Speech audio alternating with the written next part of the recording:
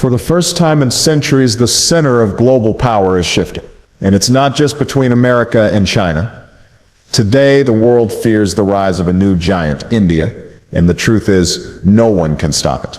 Now, when I say that, I don't mean fear in the sense of hostility. I mean respect. I mean recognition. I mean awareness that something big is happening.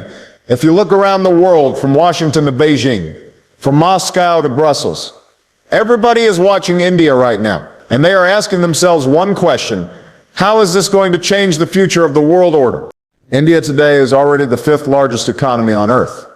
Not long ago, it was behind Britain, the very country that once ruled over it. But now India has moved ahead, and if growth continues at the current pace, if India can sustain 6 to 7% GDP growth year after year, by 2030 it is expected to become the 3rd largest economy, behind only the United States and China. That is an extraordinary achievement for a nation that was once considered a poor developing country. And let's talk about what is driving this transformation. India's IT and service sector has become the brain of the digital world. When you pick up your phone, when a company in America or Europe needs software, there is a good chance that somebody in Bengaluru, or Hyderabad or Pune is behind that code.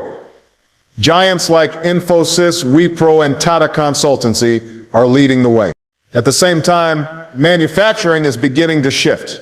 As costs rise in China, as global companies worry about over-reliance on Beijing, they are looking toward India.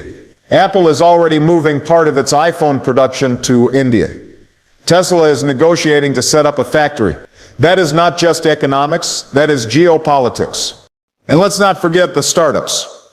India now has the 3rd largest startup ecosystem in the world, after the US and China. Every year, new unicorns are born in fintech, edtech, healthcare, and green energy. And behind this is a growing middle class, hundreds of millions of people entering the consumer economy, buying cars, smartphones, homes.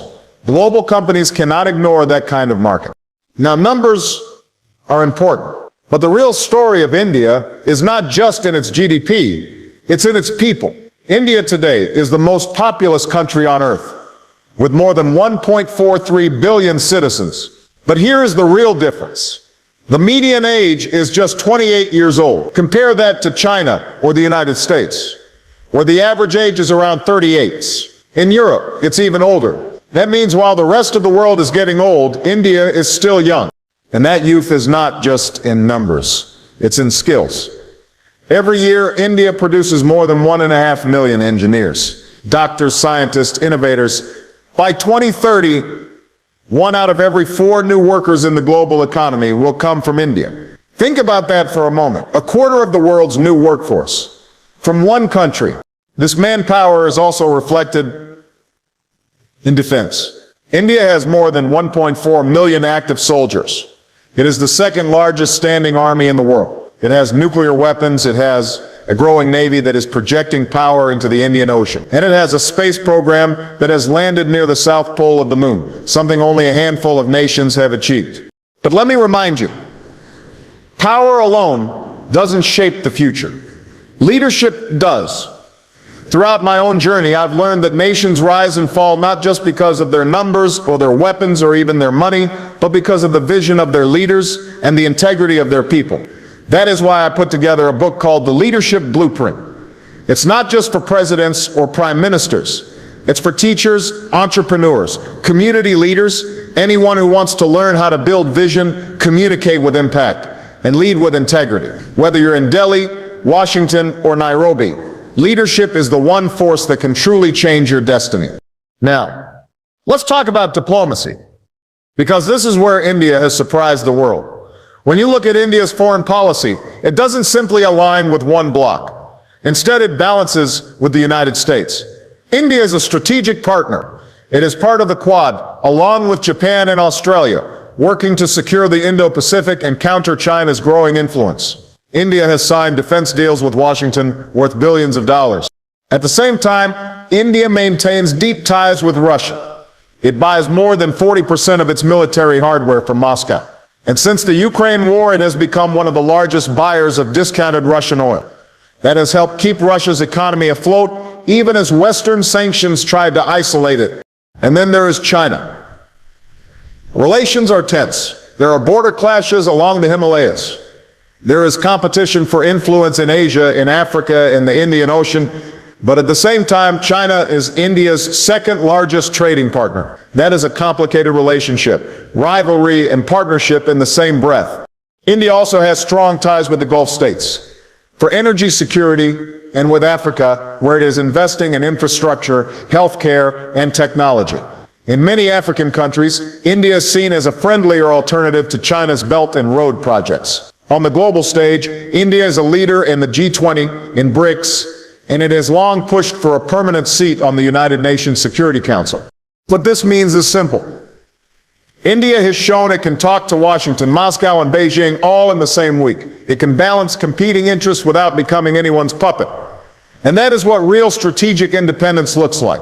Now, if we step back and look at the broader picture, we see comparisons. China for decades was the story of unstoppable growth.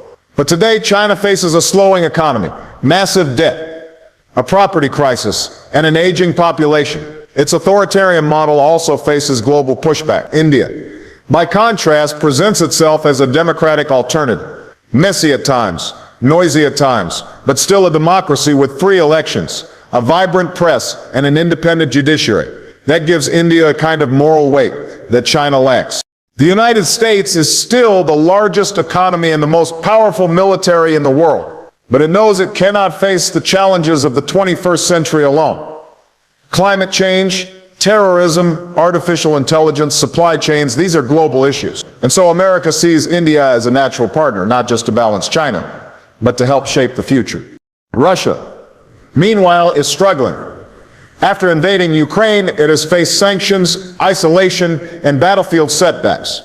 And yet, it leans on India as a customer, a friend who will still take its oil, still buy its weapons. That gives India leverage. Africa and the Middle East are also in this equation. Both regions are rich in resources and young populations. Both are becoming battlegrounds of influence between China and India. The Gulf is critical for India's energy, and Africa is where India is investing in trade, education, and technology. But beyond the economy, beyond the manpower, beyond the diplomacy, there are hidden strengths. India has nuclear weapons. It has a space program that is now respected worldwide. Chandrayaan-3 was not just a scientific achievement. It was a statement that India belongs in the club of space powers. India is also a leader in digital technology. The UPI system, a platform for digital payments, processed more than 11 billion transactions in a single month. That is more than any other country on earth. It shows how India can leapfrog old systems and create its own solutions. In energy, India is investing heavily in renewables.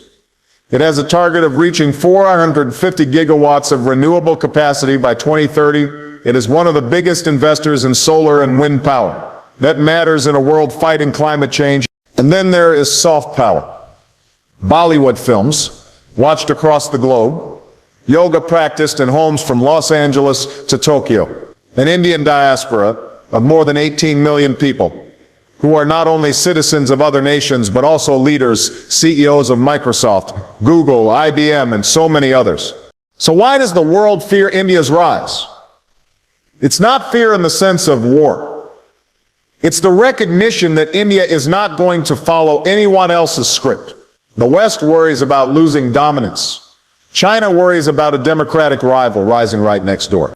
India's independence, its refusal to fully align with any one bloc, means that it plays by its own rules. And that makes it unpredictable. It challenges the old structures of power where the United States and China were expected to be the two poles. Instead, we are moving toward a multipolar world, where India will stand as a center of gravity in its own right. The question then is no longer if India will rise. The question is how the world will adapt when it does. Because in the end, the rise of India is not just India's story. It is a story about how billions of people with resilience and determination can reshape the world. And it is a story that teaches us all. If you want to change your destiny, you must learn to lead. That is the lesson. That is the truth. And that is why the world is watching India now.